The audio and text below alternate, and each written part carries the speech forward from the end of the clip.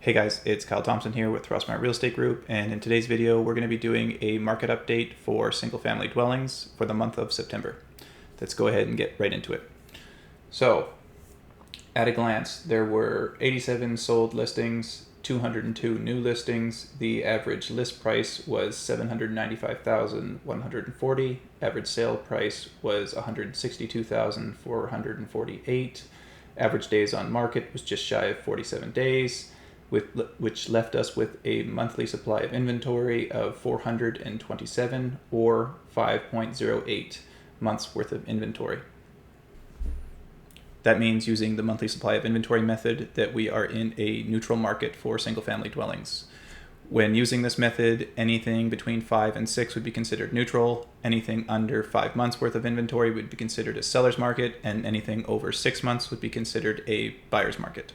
If we switch over to the sales to new listing ratio, we see the same thing. Last month we came in at 43%, which puts us in neutral market territory as well, starting to lean slightly towards a buyer's market. Now let's jump over and take a look at the inventory.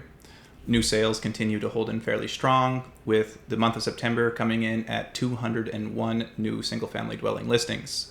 Sales have been on the decline for 5 months straight, with last month's number coming in at 87. Also, last month we had the highest expireds since last year in December, when we had 54, and last month in September we had 41 expired listings. So almost half as many expireds as we had sales. However, the benchmark price continues to creep up. Last month we came in at $678,500, which was a $1,700 increase from the previous month when we came in at $676,800. However, the rate of change does seem to be slowing, and I wouldn't be surprised to see us top out here in the next month or two and see the prices starting to go the other way. To keep all these numbers in context, let's zoom out for a moment and see what this looks like in comparison to historical trends. Starting off with new listings. So far, year to date, we've had 625 single-family dwellings hit the market, which is about 7% lower than the 10-year average of 1,746. In fact, so far is the lowest year in the data series, going back 10 years outside of 2020, when we had 1,455 up to this point in the year. Now let's jump over and take a look at units sold year to date.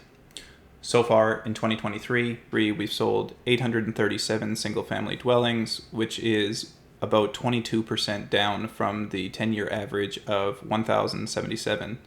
This is the lowest that we've had year to date in the last 10 years, even lower than 2020. Now let's jump over and take a look at what that looks like by sub-area type. When it comes to units sold, the areas that have held in the best have been Dufferin, North Cam, Pineview, and Westside.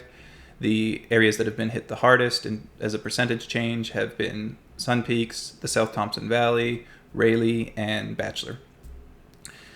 Now let's jump over and see what it looks like when it comes to the pricing. So just like last week when I pointed out that when you have really low sales volume, the changes can be a lot more volatile. For example, look at Paul Lake, which is down 41% since last year. However, when you take into account the sales volume to get rid of some of that volatility, the areas that have held in the best have been Sun Peaks, Tobiano, Sahalee, Sun Rivers, and Juniper, with the areas being hit the worst being Raleigh, Barnhart Vale, Pineview, the South Thompson Valley, and Dufferin. Now let's take a look at how long it's taking properties to sell. Just like before, we'll start off big picture and then zoom in. So far in 2023, it's taken an average of 47 days to sell a single family dwelling, which is 1 day above the 10-year average of 46. When we zoom in and take a look at just the last year, we see in the month of September, it took an average of 47 days to sell a single family dwelling. That is the same as it was last month, and it is 3 days below the 1-year average of 50 days. Now let's jump in again and take a look at it by sub-area type.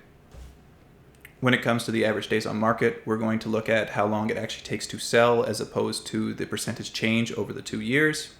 When we do that, we see that Raleigh, Pineview, North Cam, Batch, Brock, and South Cam are moving the fastest, all averaging 40 days or less, whereas areas like Westside, Juniper, the South Thompson Valley, Dallas, and Tobiano are all averaging between 51 and 55 days. Finally, let's take a look at affordability.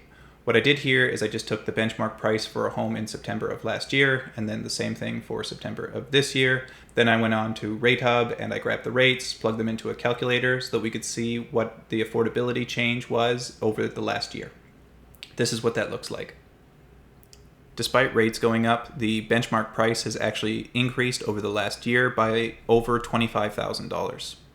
Fixed rates are up 0.9%, whereas variable rates are up 2.45%. That means that the minimum down payment required to buy a benchmark home has increased over the last year by just shy of $3,000. Now, if we look at how that would be reflected in your monthly payment, had you gone with a fixed rate, you'd be up about $463 a month. Whereas had you gone with a variable, you'd be up almost 25% on your monthly payment, or a monthly increase of $1,026. There we have it. That's the breakdown for single-family dwellings. I really hope that you got some value out of this video. If you did, please consider liking and subscribing to my YouTube channel. And for those that are interested, next week I'll be doing a similar breakdown, but for condos. Thanks for watching.